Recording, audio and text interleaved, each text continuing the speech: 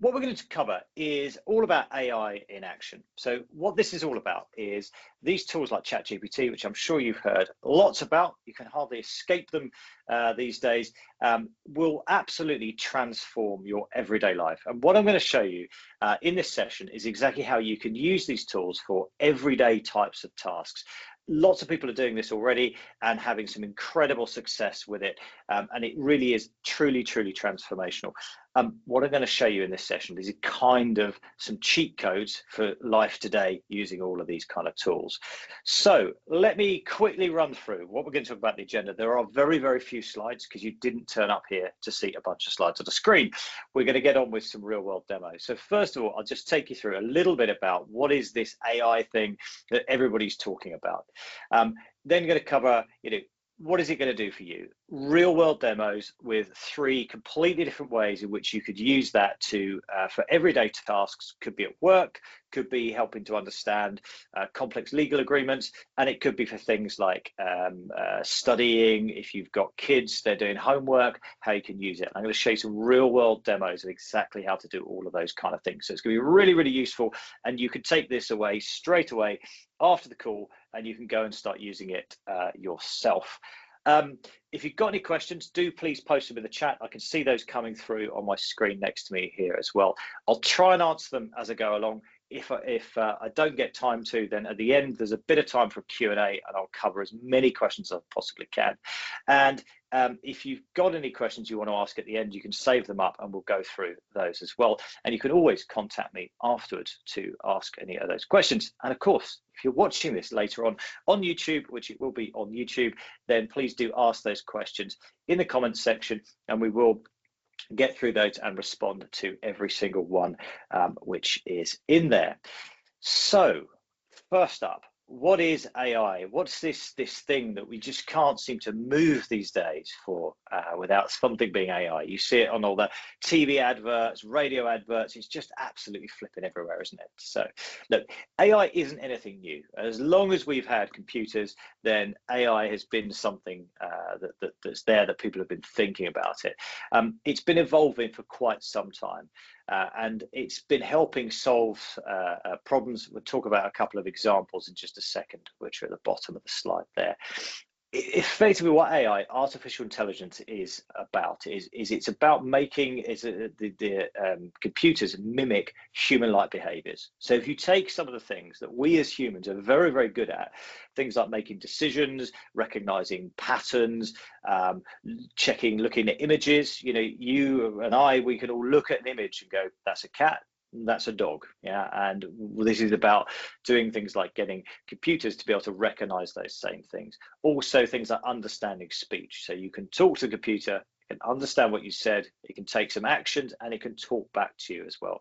All of those kind of things are examples of AI. And you may not realize this, but it's actually already part of your everyday life. So you're probably using it already without even thinking about it. Think of things like, what would you do if you need to go somewhere, you're leaving your house, or you're going to work, you go to the pub, restaurant, wherever you're going. What do? You get your phone out and you go into Apple or Google Maps and you put in the destination you're trying to get to. And it very cleverly, very quickly works out what is the fastest, most effective route to get there, whether you're going to go on a bike, in the car, or you're going to get the bus or something like that.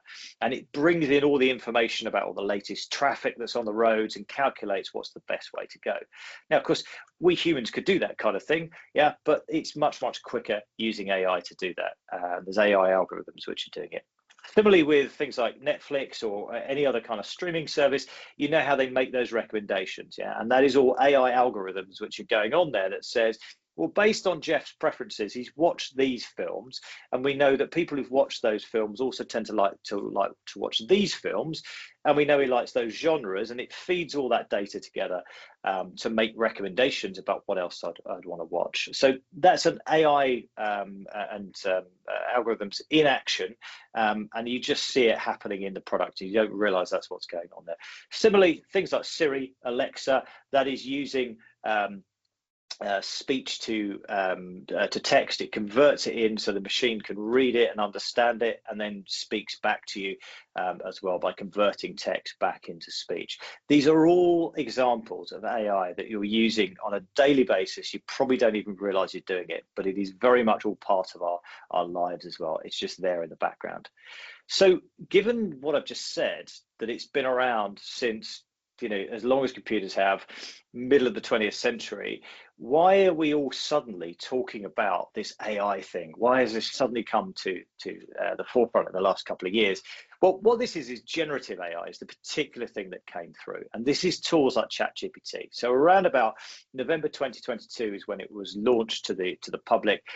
There's some particular characteristics about it that really makes people sit back and take notice and say, that's very different than anything I've seen before. And the kind of things you could use it for, which you're going to see in a moment when I give you some demos of exactly how you can use it, you'll understand why this has really stood out so much. So firstly, one of the things generative AI does, it creates things, it generates things typically from scratch. It's not just following a bunch of rules, to calculate a route from A to B, for example, for a mapping application. So it can create entirely new content. And hopefully everybody who's here today has had a bit of a play around with this. Maybe you did the thing that everybody does when you first use ChatGPT and you say, get it to write me a funny story, a poem, a song, or whatever it is, generate an image, and it creates things for you.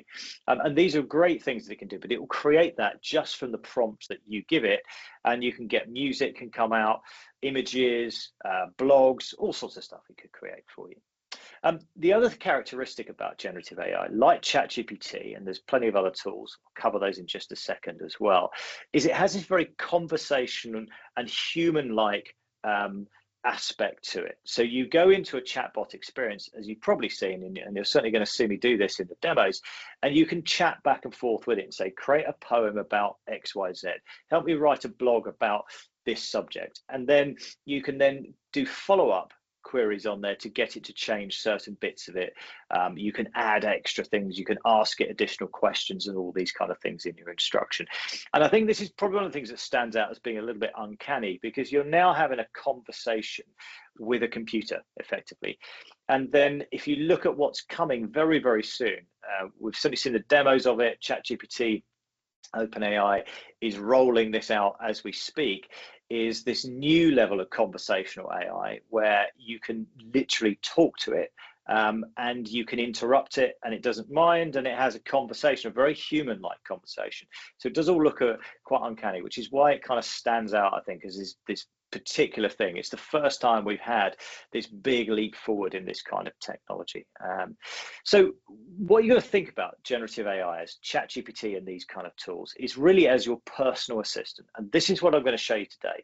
This is what is going to change your life. And I absolutely promise you that. And anyone who started using this, like I do, multiple times a day, will agree with this, is that there's no way you'd go back. Yeah, in the same way that if I was to say to you, I'm going to take your phone off you, you're not going to have a phone, and you need to go and arrange for a group of you and your friends to go and meet up down the pub.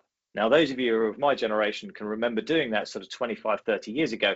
It took quite a bit of effort, right? You all had to agree to be somewhere at a certain time. And if you turned up late and everybody had moved on to another pub or another venue, you had to go and try and find them, or you just went home because you couldn't find them. Whereas now, what would you do? Somebody would create a WhatsApp group, post the details in it. And these kind of tools are going to be as fundamental to what we do as things like Apple and Google Maps. It's going to be as fundamental as using tools like WhatsApp. This will be part of our daily lives. It's very much like, as that final point there at the bottom of that slide, it's like having an expert assistant on hand who can answer any of your questions, help you create things, help you understand things, which I'm going to show you in a sec. So, a couple of important points. AI assistants, which is what ChatGPT is, There's some other ones listed on the screen there as well. They're all pretty much the same, okay? I'm not going to get into a debate about which one's better for a very good reason, that whatever I was to say today, I can promise you by the end of this month and by the end of next month, it'll be out of date, and one of them will be slightly ahead of the other. And we see this technology is moving at such an incredible pace. Firstly, I've been in the technology business for a very long time. I've never seen technology move this fast before. So it's whichever one is slightly ahead today is going to get overtaken by another one, and so on. It really doesn't matter. And also, for what you're going to try and use this for, it's really not going to make that much of a difference as to which one you use. So pick your favorite. You'll probably find tools like Microsoft Copilot, Google Gemini. You will use those at work. They're very, very well suited for that. And Anthropic Claude is a really great tool as well. We tend to see a lot of that being used by software developers. It's particularly geared towards those as well. But they're all great tools that you can use. And the great thing about this as well, which I'm a massive, massive fan of, is they're all completely free. You do get a slightly limited version of it, but it absolutely works. You just limited the number of requests you can put in per day. But even to pay for them, ChatGPT is $20 per person per month. It is absolutely nothing for the amount of value that you'll get from the tool. And the other really, really important point, and this could save you from getting into quite a bit of bother, is be safe and secure with it.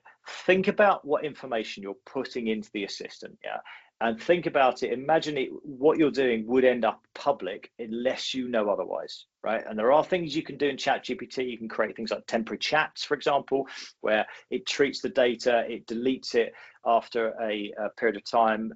It's only retained by OpenAI to make sure you're not trying to get the secrets to how to build a nuclear weapon or something like that. They just keep it for regulatory kind of reasons. And it also doesn't go into their training set.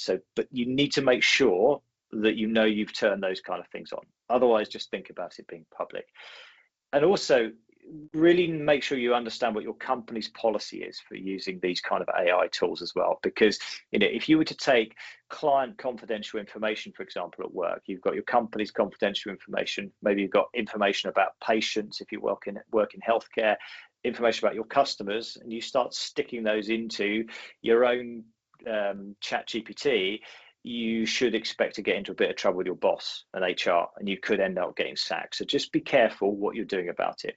All companies should have a policy on what tools you can use. If they don't, get them to give me a call and I'll help them out with it. So there we go, just a quick couple of points there.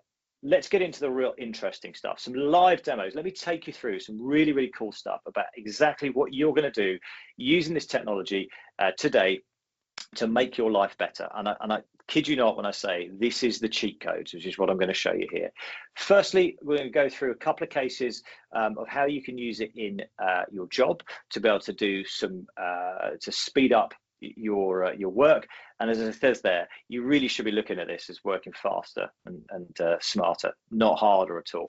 I often get asked the question when I'm with clients. I've had 15, 20 people in a room, and one of the questions I like to get out of the way very quickly is people are saying, is this coming for our jobs? And I always say to them, it's not coming for your jobs, but it does mean you can go home on time. And this is the really great thing about using these tools, is you can get your work done and you can go home or finish the day on time, and you also won't need to be working through the weekend to keep up on stuff. And you're going to see them demonstrate that to you as to how you can do it. Tools like ChatGPT are a fantastic legal assistant. They're not going to replace lawyers. We still need lawyers for lots and lots of tasks. But for basic things like understanding, and you'll see me do this, a tenancy agreement, some terms and conditions, they are fantastic legal assistants. And the final one I'll show you is about for homework and study. If you've got kids, this is how you can help your kids with their homework. Or you're an adult and you want to study for something, you want to learn some new things, you can use these tools to help you with all of those kind of things. So that's enough of slides. I did tell you it would just be a couple. Let's jump into the really interesting stuff. So this is ChatGPT that I have on my screen here. As I say, you can use this completely for free. You don't even need to sign up these days for it at all, but completely free to use it. So let's have a look. Imagine a scenario where you're at work you work for, say, a travel company. Your boss has been to a conference or something, and he's got hold of this report. He's gone through. Nothing wrong with Deloitte; they do fantastic work. I'm just picking up a big chunky report because I want to show you how this stuff kind of works. And you can see in here what I've got is this is a 60-page report, all about travel, tons of dense information, and all of this kind of stuff in here. And just imagine, my boss has set me the task to go through, summarize this, and do a little presentation to them and our team about all these good points which are in there. That is a hell of a task to go through. You've got to think about trying to read that and so on. Okay, so what I can do is I can take this report. I've already downloaded it onto my computer just to speed up this process for the purpose of doing this video and webinar with you guys. So what I can do is I could load that into ChatGPT, and I can say, summarize this report and tell me what are the key points. Now remember, this is a 60-page document that it is just very quickly worked its way through. And this is the kind of stuff that generative AI is really, really good at, particularly where it's very text heavy. It will go through and just summarize all of this kind of information that's in there. It can also understand the images which are in there. You saw those little graphics and all of that kind of stuff. So it's going through, pulling out all these nice little neat stats and all of this kind of thing. And remember, this is a big old document that it's going through. I'll let it finish off working its way through. But look at all that kind of information which is in there. I mean, this looks like a really, really good report, market outlook, all of that kind of stuff that's in there. So there we go. It's working through nice and quickly. Nice little conclusion that's on the end. It's pulled through what the future is, technological advancements, sustainability, and all of these kind of things. So remember, my boss has set me the task, which is that I need to put a presentation together to present to her and the team. So first of all, what I want to do is I want to write an email. So I'm going to say, help me write an email to my boss, thanking her for the report, and say that I will get a presentation prepared for her and the team. Her name is, let's just call her Jenny there. And actually, let's just make this include, here you go. Look, I told you I'm going to give you the cheat codes. Include a useful stat that shows I've looked at the report.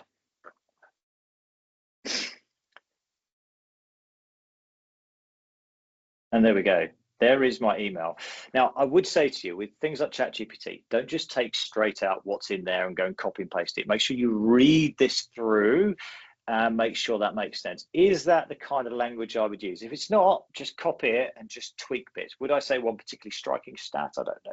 But adjust what's in there. But you can see how it very quickly has got that. So that gives me my placeholder. So I can ping that back over to my boss. Down here, you can see I have this little copy icon. I can copy that. That's now on the clipboard. I could paste that into my email, tweak it, send it off, job done. Got a placeholder in. Pretty neat, huh? So now help me prepare a 5-slide presentation for her and our team on this report.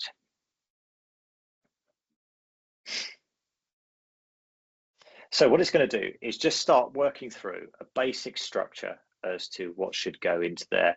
And it's pulled out, you saw further up, all of those key points, which is in there, it's pulling through. You see how quickly, give me some good stuff I can put onto slides that's in there. Key stats, which are coming through, implications for us. It's got that context that I'm going to use that for us in our work. Questions just popped up there. Thank you for that one. About Zs and Ss. There is a thing you can do within ChatGPT when you have the paid license, where you can go in and under settings, you can set in there for your preferences. And one of the things you can put in there is to say, always use British English. I want to see S's instead of Zs, and it will do that. So you can make sure it does that every time. I have noticed every so often it forgets. But it's absolutely possible to do it. And if it's done something here where you don't like whether it's using S or Zs, you can just ask it to update that. Okay, now I said a moment ago, don't always just take the first thing out of ChatGPT that comes in there. So what I'm going to get it to do is I'm going to say, review what you wrote and suggest improvements you can make. Okay, so although you can see I'm having a conversation here with a computer and it's going back and forth, you know, this stuff, it does look very uncanny, as though it's alive, it's conscious. I can tell you for certain it's absolutely not alive and it's not conscious, and it really doesn't mind if I go back and forth and ask it questions like this to go through. And this is a really, really important thing to do, and it's really, really valuable to get ChatGPT or any of these tools to go back and check the work that it's done. And you can see here, look, it's put in improvement, it's given a rationale for doing that, and it will go through every single slide that it's put in there to look at how it could improve all of that kind of work as well. So I can now go, great, pull all of that together into an updated set of slides.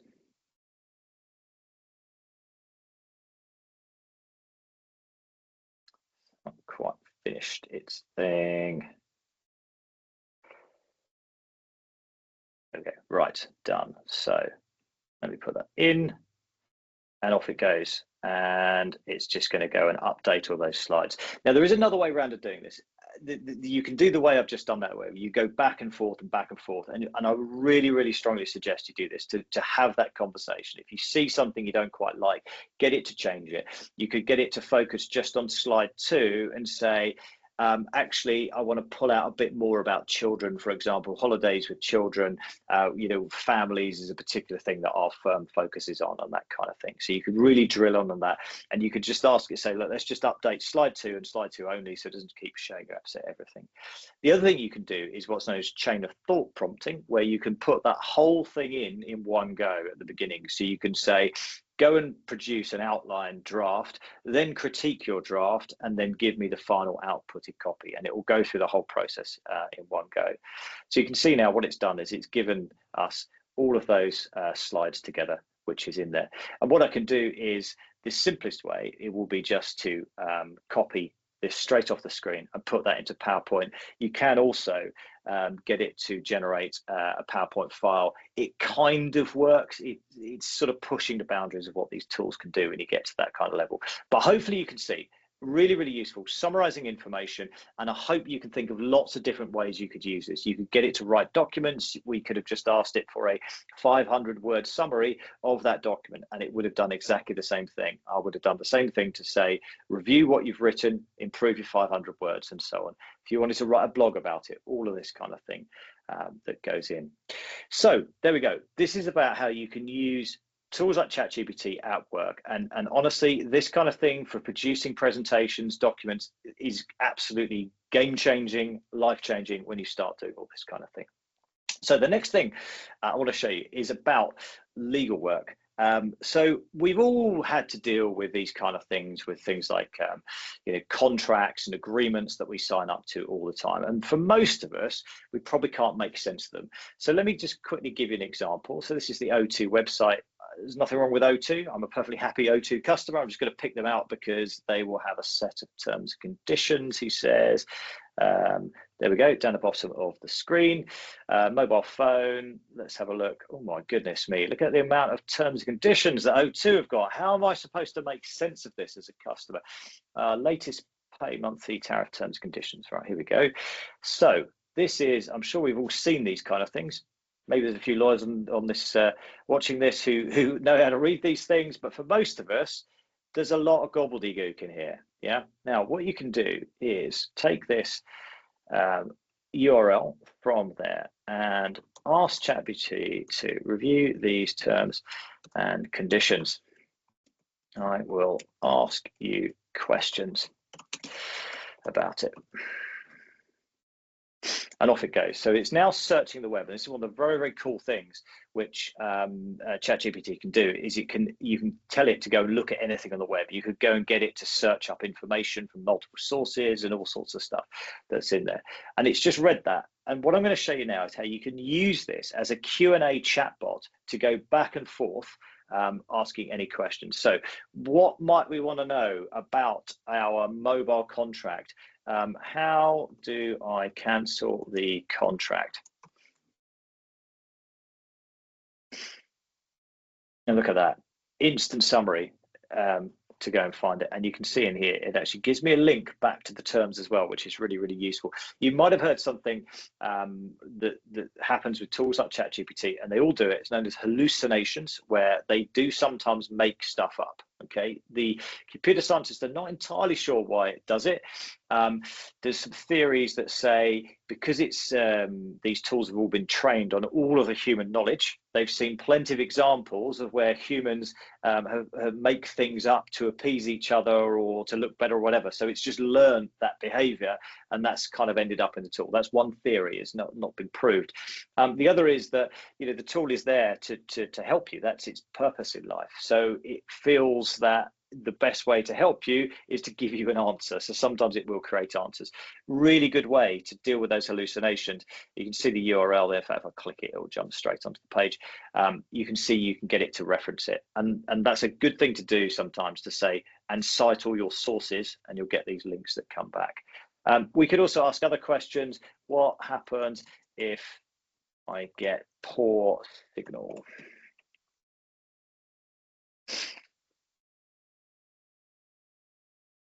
And it will, looking at the terms and conditions, it's going to give me a response as to what we can do if we get a poor signal. Being a little bit slow as we're running this. This is the thing with doing live demos, is I am at the mercy of how fast it will go through. There we go. So it's given me a nice response here. You can report them and what to do with it, and then it may not be grounds for cancellation without penalty if you're within the contract period, and so on and so on. Anyway, I'm sure you get the point here. What you can do with this is take any set of terms and conditions that you find on the internet, feed it into ChatGPT, and go and start asking questions. So if you're trying to find a way to cancel your contract, this is a great way to do that. If you want to find out when you're due an upgrade, you want to go to the latest iPhone that's about to come out, then you can go and ask those kind of questions. Now, here's another one to have a quick look at as well, which I want to show you. I'm sure some of you watching this rent properties. If not, you probably rented a property at some point, and you would have seen one of these kind of things, a tenancy agreement. Lots and lots of information in here. Down here, it's 15,000 words, 53 pages worth of information. There's a whole ton of stuff in there. Great. ChatGPT is ideal for this kind of stuff. So what I'm going to do is I'm going to, oops, no, that's the wrong one. I'm going to upload a copy of this into here, review this contract, and tell me what I need to know. So it's going to go through that, and there we go. Give me the key terms. Now, what's really interesting to think on here is I didn't tell it this is a tenancy agreement. I didn't tell it what it is I want to know. Just got it to go through and asked to come up with a summary of the information. And as I'm sure you can guess, I can do some follow-up questions in here. Things like, how much is the rent? And it will pull that information. Again, this is the kind of thing that tools like ChatGPT are absolutely ideal for. They are really, really good at sorting through vast amounts of information and pulling out key terms and all those kind of things. So in the interest of time, I think you can guess the kind of things you could do. You could ask things like, how do you cancel your contract? Can I have pets? Whatever the question is you might come up with, you can go and ask it, and it will come up with it, give you an answer. You see the link it's given me back into there as well. Now, final thing which I wanted to show you as well, another way you can use these kind of tools is as a homework and a study aid. Now, I did actually use this. This is a real world example. My son is 12 years old. He's studying, or was studying, the Tudor monarchs at school, and he had a test that he needed to prepare for. Now, don't know about you, but a long time ago when I had last had to study any of that kind of stuff. So what I could do is help me with my 12-year-old's history homework. He is studying Tudor monarchs. Summarize the key information on this. Okay, off it goes. So here we go. Memory triggering for some of us, new information for some of us as well. I can't remember all of this kind of stuff. It's a very, very long time ago. Anyway, we go through the Henrys, the Henry VIII, 7th, and so on, and goes through that entire period with a nice little summary that's in there. So really, really useful. That could be useful for the child who's got to prepare for their test and so on. It's also useful for you to jog your memory to try and remember what this thing was all about. When this finishes, I'm going to show you a really neat little trick that you can do with this as well, which is really, really good. As I said, you know, the case was my son was preparing for a test, and what I then got it to do was ask me, right, so she's put in here, to help him prepare for a test on this subject. Ask me 5 questions, 1 by 1, and grade the answers. I can type properly. Right, first Tudor monarch. Now I saw that bit, it was up the top, right? Henry VII, and how did he come to power? Let's just quickly cheat because I don't remember this. So he was the founder. Oh, look, he won the Battle of Bosworth. I'm just going to cheat a little bit here and copy and paste that down. Who won the Battle of Bosworth? Oh, God, 10 out of 10. Yes, come on. Why did Henry VIII break away from the Catholic Church to establish? I know this because he wanted to remarry, didn't he? He wanted to remarry. Look, I do know this one without looking.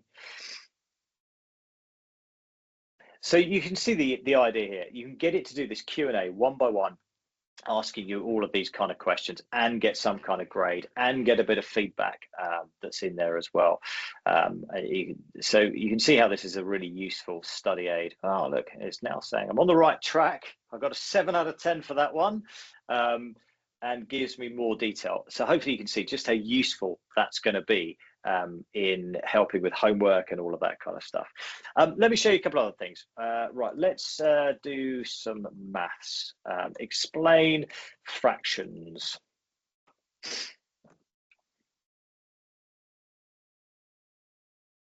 And so give you a good quick little summary, what fractions are, examples, and all of those kind of things that's in there. So there's lots and lots of different ways you can use this. Maths is another way as well.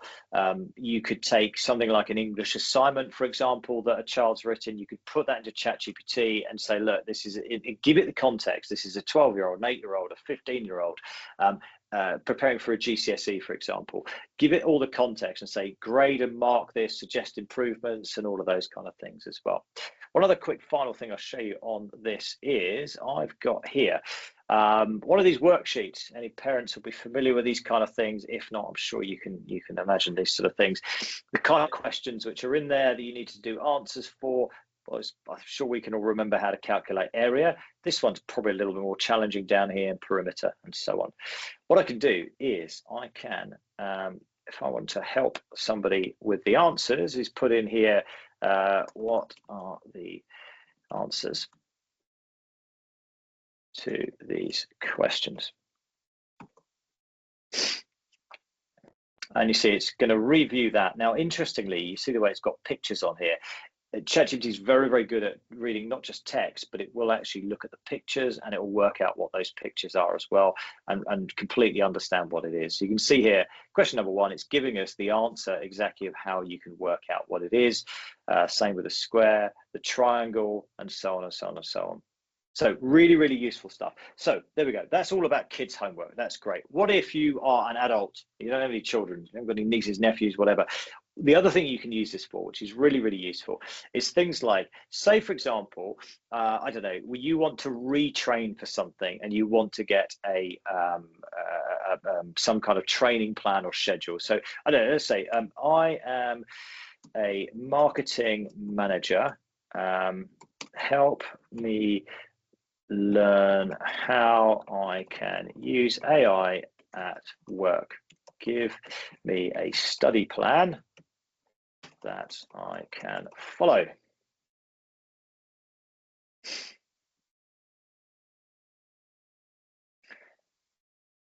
And there we go. It gives me a nice bit of text in there. So starts giving me some ideas. Look, it's even broken this down by week, the kind of things that I can do. Watch an introductory course. And in fact, look, it's actually done some real world suggestions here. I can tell you this AI for Everyone course by Andrew Ng is an absolute brilliant course to learn as a primer for AI and that kind of thing. Look for all of these different things in here. Week 2, what I could do, different tools to go and look at. So it's really nice and specific, things like tools like HubSpot, Salesforce, what your outcome's going to be, and you can see it goes through. And you can guess what I could do with this. I could start to ask some follow-up questions, go, look, I don't have 6 weeks to do this. I've only got 3 weeks. Consolidate it, make it 3 weeks, make it simpler. Do all those kind of follow-up questions. Don't take that first answer that's out of there. Just go back and forth and ask lots and lots of questions, which is in there. So there we go.